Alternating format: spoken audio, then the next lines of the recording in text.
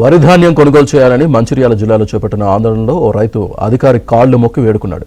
ధాన్యం కొనుగోలులో జరుగుతున్న జాప్యంపై జాతీయ రహదారిపై వడ్ల బస్తాలు వేసి రైతులు రాస్తారోకో చేపట్టారు. రైతుల ధర్నాతో భారీగా వాహనాలు నిలిచిపోయాయి.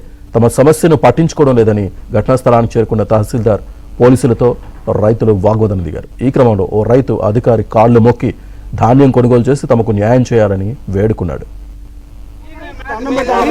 మీరే తల్లి ఒక తండ్రి తల్లి ఒక భూమాని తల్లి ఒక తల్లి మాకు తల్లితో సమానం.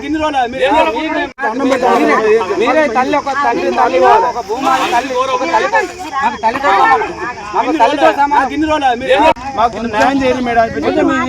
నిన్న మాట్లాడినా, నిన్న సాయంత్రం మాట్లాడినా, ఈ రోజు పొద్దున మాట్లాడినా, ఇప్పుడు మధ్యాహ్నం వరకు ఇక్కడనే ఉండి నేను లారీ వచ్చి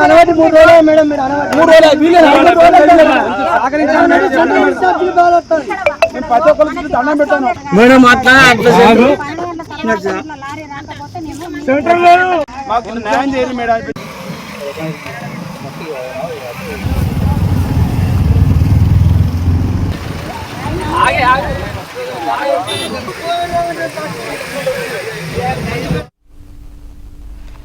భువనగిరి నల్గొండ రహదారిపై రైతులు రాస్తారోకో చేశారు. ధాన్యం కొనుగోలు కేంద్రాల్లో తరుగు పేరుతో దళారులు మిల్లర్లు కోతలు పెట్టి వేధిస్తున్నారని ఆవేదన వ్యక్తం చేశారు.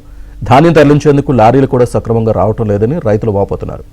దోపిడీకి పాల్పడే మిల్లర్లు దళారులపై కఠిన చర్యలు తీసుకోవాలని రైతులు డిమాండ్ చేస్తున్నారు.